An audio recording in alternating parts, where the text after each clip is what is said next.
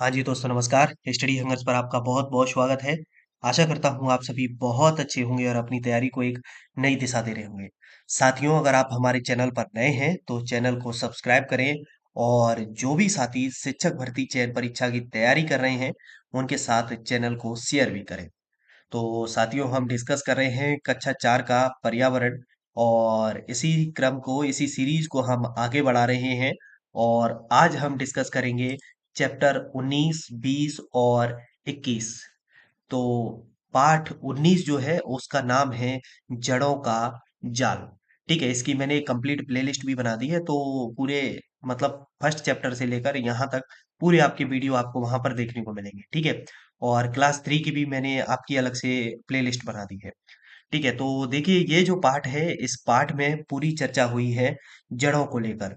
जो पेड़ की जड़ें हैं वो जमीन में कितने अंदर तक रहती हैं। ठीक है, और इस पाठ में कुछ ज्यादा फैक्ट नहीं है, केवल एक दो क्वेश्चन जो है वो इम्पोर्टेंट हैं, उनको हम डायरेक्टली कवर करेंगे। और इस स्टोरी को मैं आपको थोड़ा सा शॉर्ट में बता दूं। इसमें क्या होता है, एक बच्चा है अब्दुल, वो छुट्टी के दिन बगीचे में जाता है। उसके अबू जो है वो बगीचे की देखभाल कर रहे थे और बगीचे में से जो जंगली घास है, सूखी पत्तियां हैं, उनको हटा रहे थे। तो ये बच्चा भी जाता है और क्या है कि जो घास है उसको खींचने की कोशिश करता है, लेकिन इसके हाथ जो है लाल हो जाते हैं क्योंकि घास की जो जड़ें थी वो काफी मजबूत थी।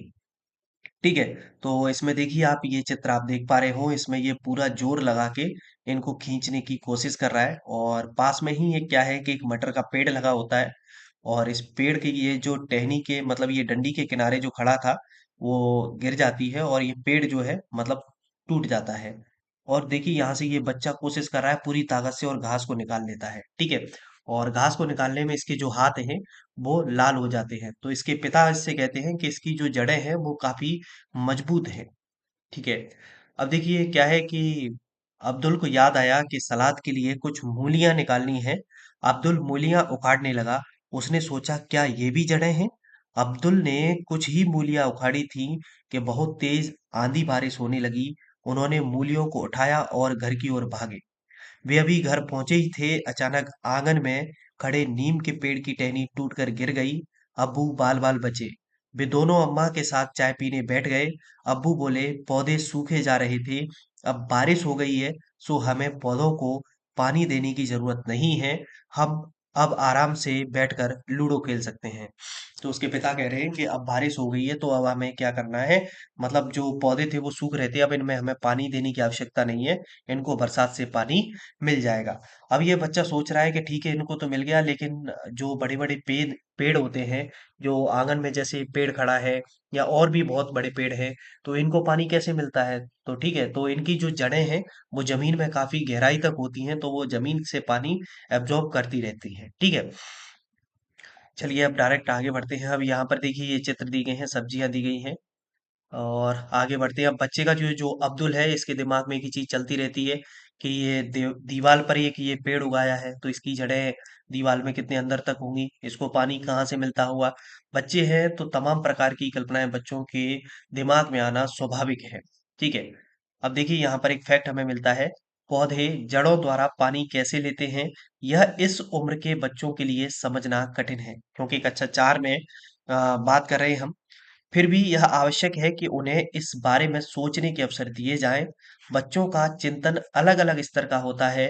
यह जरूरी है कि उनके विचार भी सुने। ठीक है, तो हमें बच्चों के विचारों को मान्यता देनी है और बच्चों के विचार सुनने का उन्हें पूरा अवसर देना है। बताइए बेटा आपके दिमाग में क्या क्या चीजें आ रही हैं। तो हर बच्चा अपने अपने दिमाग की अलग अलग चीज बताएगा। तो हम उन्हें बताएंगे कि बेटा देखिए पेड़ों को इस तरीके से पानी मिलता है। ठीक है, वो जो बता रहे हैं उनके ज्ञान को हम सुन लेंगे, पहले उनकी जानकारी को जान लेंगे, उसके हिसाब से फिर हमें मतलब उसको और अच्छे तरीके से बेहतर तरीके से हम बच्चों को समझाएंगे। ठीक है, चलिए आगे बढ़ते हैं। अब देखिए एक ये अब्दुल ने रास्ते में एक पेड़ देखा जो कि उखड़ा हुआ डला था और साथ में उसकी जड़ें भी थी। ठीक है, और फिर वो देखता है कि एक आंगन में एक पेड़ है जो को चारों तरफ से क्या है इसको सीमेंट से पक्का कर दिया गया है, फिर इसको पानी कैसे मिलता होगा। ठीक है, तो ये तमाम प्रकार की चीजें उसके दिमाग में चल रही हैं। चलिए अब देखिए पेड़ काटने के खिलाफ कानून है। तो सड़क पर बिजली के खंभे के पास एक इतना लंबा घना पेड़ था कि बल्ब की रोशनी भी नहीं आ रही थी। इसलिए लोगों को उसकी छटाई की जरूरत हुई।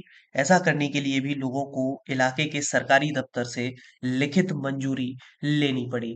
ठीक है, तो पेड़ों को मतलब इतनी आसानी से नहीं काटा जा सकता। पेड़ों के लिए क्या है, नियम बना दिए गए हैं। ये चीज हम बच्चों को समझाएंगे। अब देखिए, ये बच्चे जो हैं वो बरगद के पेड़ के नीचे खेल रहे हैं, और इसकी ये जो जड़ें हैं वो आती हैं इस तरीके से और जमीन से जुड़ जाती हैं। ठीक है, आपने बरगद का पेड़ सामान्यतः सभी ने देखा ही है। ठीक है, अब देखिए, ये बच्चों के लिए एक एक्टिविटी दी गई है कि इस तरीके से आप एक्टिविटी करिए। चलिए, अब इसमें जो खास काम का प्रश्न है हमारा वो ये है, जो कि हमारी भर्ती परीक्षाओं में देखने को हमें मिलता है। मोस्ट इम्पोर्टेंट क्वेश्चन है। आपने भी अगर प्रीवियस ईयर क्वेश्चन लगाए हैं पर्यावरण के, तो वहां पर आपको ये देखने को जरूर मिला होगा। ऑस्ट्रेलिया में एक पेड़ पाया जाता है जिसका नाम है रेगिस्तानी ओक। इसकी ऊंचाई तुम्हारी क्लास की दीवार के लगभग होती है और पत्तियां बहुत ही कम। अंदाजा लगाओ इसकी जड़ें जमीन में कितनी गहरी जाती होंगी। सोचो, यदि ऐसे 30 पेड़ जमीन पर लाइन से लिटा दिए जाएं, उस लंबाई तक जमीन में गहरी जाती हैं इस पेड़ की जड़ें, जब तक कि पानी तक ना पहुंच जाए। यह पानी पेड़ के तने में जमा होता रहता है। उस इलाके में रहने वाले लोग यह बात जानते थे। जब कभी इस इलाके में पानी नहीं होता तो वहां के लोग इसके तने के अंदर पतला पाइप डालकर पानी निकाल लेते थे। ठीक है, तो इस पेड़ की जो जड़ें हैं वो जमीन में काफी गहराई तक जाती हैं, मतलब जहां तक पानी होता है वहां तक। और ऑस्ट्रेलिया में ये जो लोग रहते थे, जब इस एरिया में पानी की कमी होती थी, तो इस पेड़ के तने में भी पाइप डालकर क्या है कि पानी निकाल लेते थे। तो इस तरीके का क्वेश्चन मोस्टली कई बार हमारी भर्ती परीक्षाओं में आया है, तो याद रखें। ऑस्ट्रेलिया में कौन सा पौधा पाया जाता है? रेगिस्तानी ओक। ठीक है, तो ये है, इसमें बात हो रही है। और सोचो, अगर तुमने अपने नाखून कभी काटे ही ना होते तो वे कितने बड़े होते। तो बहुत से लोग देखे होंगे आपने, क्या है कि जो नाखून नहीं काटते हैं, वो उनके नाखून जो है वो बढ़ते हुए चले जाते हैं। तुम्हारे शरीर की क्या ऐसी कोई चीज है जो बढ़ती रहती है? क्या उसे समय समय पर काटना पड़ता है? हाँ, जैसे नाखून है, नाखून बढ़ते रहते हैं। ठीक है, बाल हुए, बालों को काटना पड़ता है। ठीक है, चलिए, बच्चों को स्कूल अथवा अपने इलाके में विश्व पर्यावरण दिवस पर पौधे लगाने के लिए प्रेरित करें। पौधे के लगाने के बाद उसकी देखभाल भी करने को कहें। तो जो पर्यावरण दिवस रहता है हमारा, हम बच्चों से कहेंगे बेटा क्या है कि आप मतलब विद्यालय में और अपने घर पर क्या है पौधे लगाएं और उनकी देखभाल करें। ठीक है, तो इस पार्ट में कोई ज्यादा खास क्वेश्चन नहीं है, केवल एक क्वेश्चन ये जो है रेगिस्तानी योग वाला, ये आप याद रखें। ठीक है, चलिए, पार्ट 20, मिलकर खाएं। इस पार्ट में भी कोई ज़्यादा खास क्वेश्चन मुझे देखने को नहीं मिले थे। इसमें क्या होता है कि स्कूल की छुट्टियों के बाद सभी बच्चे मिलते हैं, तो एक बच्चा मतलब अपना अनुभव सुनाता है इसमें कि वो उसके घर में शादी थी तो सब लोग एक साथ बैठकर खाना खाते थे। तो इसके जो सभी क्लासमेट हैं वो आपस में मतलब एक योजना बनाते हैं कि हम सब भी क्या है, क्यों ना सभी स्कूल में एक साथ सभी लोग लंच करें, कोई कुछ लाएगा कोई कुछ लाएगा, सभी लोग एक साथ बैठकर खाएंगे। ठीक है, तो ये जो है, इसमें ये लोग पार्टी मनाते हैं स्कूल में बैठकर। ठीक है, कक्षा में पार्टी करवाने का एक कारण बच्चों को मिलजुल कर एक साथ बैठकर खाने के अवसर देना है। जी हाँ, ठीक है, तो बच्चों में इससे क्या है, एक दूसरे के प्रति मतलब सहयोग की जो भावना है, यूनिटी की जो भावना है वो बच्चों के साथ आती है। तो बच्चे जब एक साथ शेयरिंग वाला जो कॉन्सेप्ट है, ठीक है, तो आदान प्रदान की जो भावना है बच्चों में इससे आती है। तो कक्षा में पार्टी करवाने का एक कारण बच्चों को क्या है, मिलजुल कर एक साथ बैठकर खाने के अवसर देना है। इसके लिए बच्चों को हम क्या करा सकते हैं, नाच गाना भी करा सकते हैं। नाटक जैसे कार्यक्रम तैयार करने के लिए भी प्रेरित किया जा सकता है। तो बच्चों के अंदर जो टीम भावना है वो भी यहाँ से आएगी। ठीक है, चलिए, अब देखिए बिहू का त्योहार। हाँ, इसमें से क्वेश्चन कई बार हमें देखने को मिले हैं। तो बिहू का जो त्योहार है वो असम में मनाया जाता है। ठीक है, थोड़ा सा इसको पढ़ते हैं। सोनमोनी जल्दी से उठी और भागी तनवीर, फातिमा और मजानी के पास। आज बिहू त्योहार जो मनाया जा रहा है, चावल की नई फसल कटी है ना। ठीक है, तो चावल की नई फसल कटती है समय, तो ये त्योहार मनाया जाता है। ठीक है, तो इसमें पूरा का पूरा ये भोज तैयार करते हैं, मतलब चावल, मछली, सब्जी, और ये सभी लोग अलग अलग, कोई व्यक्ति को काम बांट दिया जाता है और सब लोग मिलकर एक साथ फिर शाम को क्या है, दावत करते हैं। ठीक है, अब देखिए यहाँ पर जो क्वेश्चन हमारे काम का है उसकी ओर हम चलते हैं। माघ बिहू या बिहू के नाम से केवल पूछा जाता है, 14 और 15 जनवरी यानी कि असमिया कैलेंडर के 10वें महीने माघ की प्रथमा और द्वितीय तिथि को मनाया जाता है। आपसे परीक्षा में डायरेक्ट यही पूछा जाता है कि मतलब जो बिहू है वह किस राज्य का मतलब त्योहार है, तो असम का है, ठीक है। पहले दिन को उरुका कहते हैं। तो जो बिहू जो है ये नृत्य भी है, ये बिहू एक वहाँ का असम का, ठीक है। और माघ बिहू ये त्योहार भी है। तो यहाँ पर क्या है कि इसका जो पहला दिन होता है उसे हम उरुका कहते हैं। और इस दिन अस्थाई सेड यानी कि छप्पर बनाते हैं, जिसे भेला घर कहते हैं। और सामूहिक भोज का आयोजन होता है। बोरा असम में खाए जाने वाले चावलों की एक किस्म है। याद रखें, पेपर में आपसे पूछा जा सकता है कि बोरा क्या है। अब आप बता देंगे कि भाई जो बोरी होती है या शक्कर का बोरा होता है, आप वो अंदाजा लगा लेंगे, जी नहीं, ठीक है। तो बोरा क्या है, असम में खाए जाने वाले चावलों की एक किस्म है, जो पकने के बाद चिपचिपे हो जाते हैं। बच्चों को नक्शे में असम ढूंढने के लिए प्रेरित करें। तो अब इसमें असम की चर्चा हुई है, तो भारत के नक्शे में हम बच्चों से कहेंगे कि बेटा यहाँ पर असम क्या है।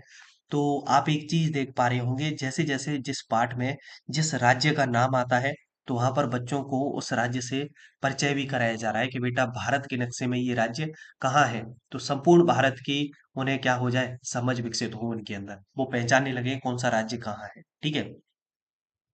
अब देखिए यहाँ पर क्या है कि ये मतलब बिहू त्योहार है ये, इसके ये चित्र दिए गए हैं, इस तरीके से ये नाच गाना करते हैं, ठीक है। और ये मेजी है, इस तरीके से ये मेजी जलाई जाती है वहां पर, ठीक है। अब देखिए ये नृत्य हो रहा है, नृत्य भी कर रहे हैं। अभी क्वेश्चन है यहाँ पर, कुछ क्वेश्चन है, मिड डे मील की बात हो रही है। तो मिड डे मील के लिए बच्चे क्या है कि मतलब स्कूल की घंटी बज जाती है और सब लोग बच्चे क्या है कि हाथ धोकर मतलब खाना खाने के लिए बैठ जाते हैं वहां पर। शुरुआत में क्या है कि मतलब ये जो खाना था उस खाना में कंकड़ वगैरह निकल आते थे। तो बाद में सब लोगों ने सहमति से कहा कि बच्चों के लिए अच्छा खाना मिलना चाहिए। तो फिर उस पे सहमति बनी, अब बच्चों के स्कूल में जो है वो अच्छा खाना मिलने लगा है, तो बच्चे काफी खुश हैं और साथ में बैठकर खाना खाते हैं, ठीक है। चलिए मिड डे मील की बात हो रही है यहाँ पर, और देखिए मिड डे मील का जो है वो मेन्यू फिक्स है। मतलब सोमवार को क्या मिलेगा, मंगलवार और शनिवार तक इस तरीके से मतलब मेन्यू जो है वो फिक्स है। बच्चों का हक, हाँ, हमारे देश के बहुत से बच्चों को भरपेट खाना नहीं मिलता। इनमें से कई बच्चे तो स्कूल बिना कुछ खाए जाते हैं। खाली पेट होने के कारण पढ़ाई में ठीक से ध्यान भी नहीं लगा पाते। तो मिड डे मील को चालू करने का सरकार का यही प्रयास था। और कुछ साल पहले हमारे देश की सबसे बड़ी अदालत ने एक बहुत बड़ा फैसला सुनाया कि प्रारंभिक शिक्षा यानी कि कक्षा 1 से 8 के स्कूलों में सभी बच्चों को पका हुआ गर्म खाना मिलना ही चाहिए। यह सभी बच्चों का अधिकार है। तो क्या है कि मिड डे मील जब से चल रहा है और बच्चों को क्या है डेली स्कूल में मिड डे मील परोसा जाता है, ठीक है। तो इस पार्ट के अंदर इतने ही क्वेश्चन है, कोई ज्यादा खास पार्ट नहीं है, ठीक है। अब आगे बढ़ते हैं हम पार्ट 21 की ओर, और खाना खिलाना।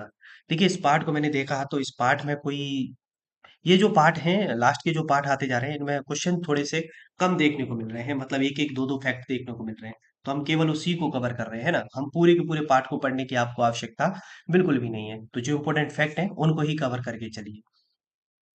अब देखिए इसमें क्या होता है, इस पूरे के पूरे पाठ में जो बात कही गई है, वो एक ही क्वेश्चन निकल के आता है कि गुरुद्वारे में जो सब लोग मिलकर एक साथ खाना खाते हैं, लोगों को खाना खिलाया जाता है, उसे क्या कहते हैं, तो लंगर कहा जाता है उसे। और पूरे के पूरे इस पाठ में लंगर की बात हुई है कि लंगर में लोग किस तरीके से मतलब एक कोई रोटी बेलने में सहयोग करता है, कोई रोटी सेकने में सहयोग कर रहा है, कोई सब्जी बना रहा है, ठीक है। तो यहाँ पर देखिए ये लोग लंगर में जाते हैं और देखते हैं कि कोई पूड़ी सेक रहा है, ठीक है। यहाँ पर देखिए ये चित्र दिखाया गया है, ये लंगर का चित्र है पूरा। यहाँ पर ये परोसा जा रहा है, इस तरीके से प्लेट में रख लिया गया है सभी लोगों को खिलाने के लिए, ठीक है। देखिए ये पत्तल में परोस रहे हैं यहाँ पर सबके लिए।